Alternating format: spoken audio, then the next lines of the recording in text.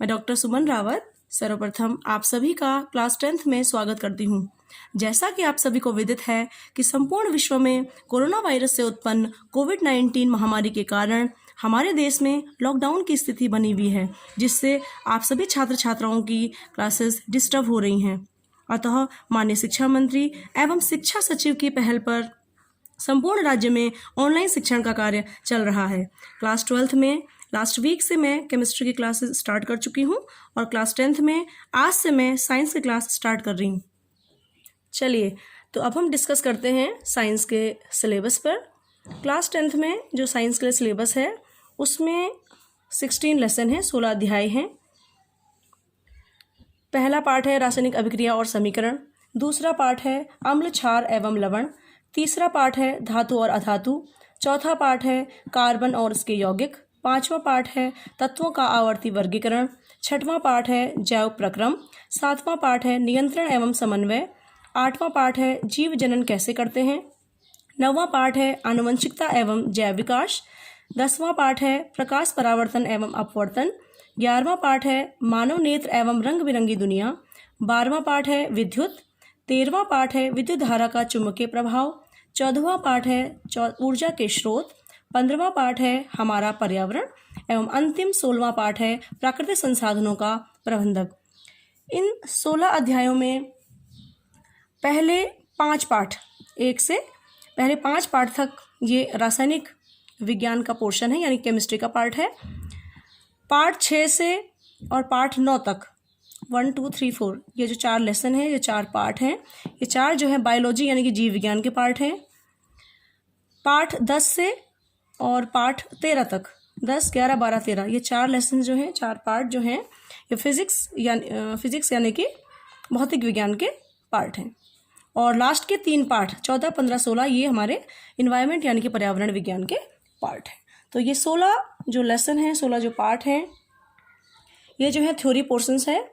और अब मैं आ रही हूँ प्रैक्टिकल पोर्शंस पे। तो साइंस में जो प्रैक्टिकल होता है उसमें हमारे एक्सपेरिमेंट होते हैं, प्रयोग होते हैं, और प्रयोग जो होते हैं भौतिक, रसायन और जीव विज्ञान तीनों ही सब्जेक्ट के होते हैं। अच्छा, मैं सर्वप्रथम आपको बता दूं कि साइंस क्लास का जो पेपर आता है हाई स्कूल में बोर्ड का, वो 100 मार्क्स का होता है और 100 मार्क्स को हम थ्योरी और प्रैक्टिकल में डिवाइड करते हैं। थ्योरी जो अभी तक मैंने आपसे डिस्कस की है वो 80 मार्क्स की होती है, प्रैक्टिकल 20 मार्क्स का होता है।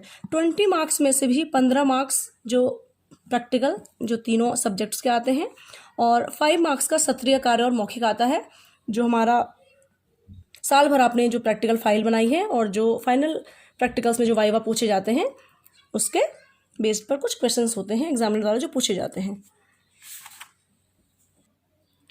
विज्ञान विषय को पढ़ने से पहले सर्वप्रथम विज्ञान की परिभाषा, उसका अर्थ, उस शब्द की उत्पत्ति कहाँ से हुई है, ये सब जानना जरूरी है। तो सबसे पहले हम विज्ञान का अर्थ देख लेते हैं। तो विज्ञान शब्द जो है 2 शब्दों से मिलकर बना है, वि और ज्ञान। वि का अर्थ है विशेष और ज्ञान का अर्थ है जानकारी। मीन्स किसी विषय वस्तु की विशेष जानकारी को ही हम क्या कहते हैं, विज्ञान कहते हैं।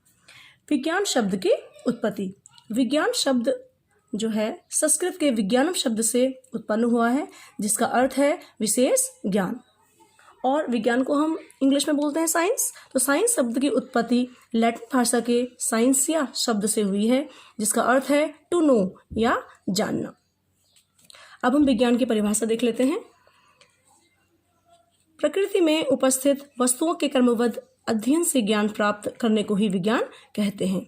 और ये सेकंड डेफिनेशन मैं आपको बता रही हूँ, ये दूसरी परिभाषा हम 6 7 8 से पढ़ते आ रहे हैं, वो ये है कि विशिष्ट एवं क्रमबद्ध ज्ञान यानी कि स्पेसिफिक एंड सिस्टमेटिक नॉलेज को ही हम विज्ञान कहते हैं। अब आप कहेंगे कि विज्ञान और ज्ञान में क्या डिफरेंस है।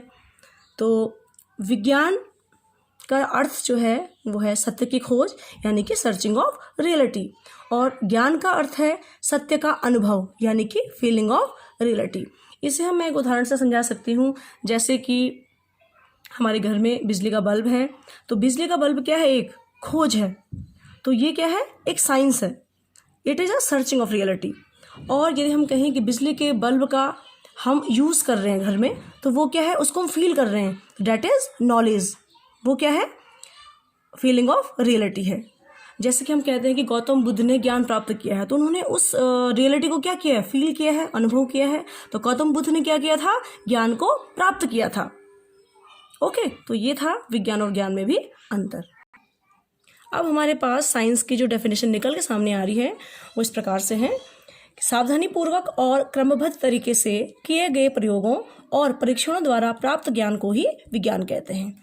और दूसरी परिभाषा, प्रकृति में उपस्थित वस्तुओं के क्रमबद्ध अध्ययन से प्राप्त ज्ञान प्राप्त करने और उस ज्ञान के आधार पर वस्तु की प्रकृति और व्यवहार जैसे गुणों का पता लगाने को ही विज्ञान कहते हैं। इस प्रकार आज हमने फर्स्ट क्लास में क्या क्या पढ़ा, एक तो हमने सिलेबस पे डिस्कस किया और विज्ञान की परिभाषा, उसका अर्थ, विज्ञान की शब्द की उत्पत्ति कहाँ से हुई है, ये सब डिस्कस किया है। और नेक्स्ट क्लास में हम किसी टॉपिक पर चर्चा करेंगे और अंत में आपसे यही बोलना चाहूँगी कि stay at home, stay safe and stay healthy. Thank you.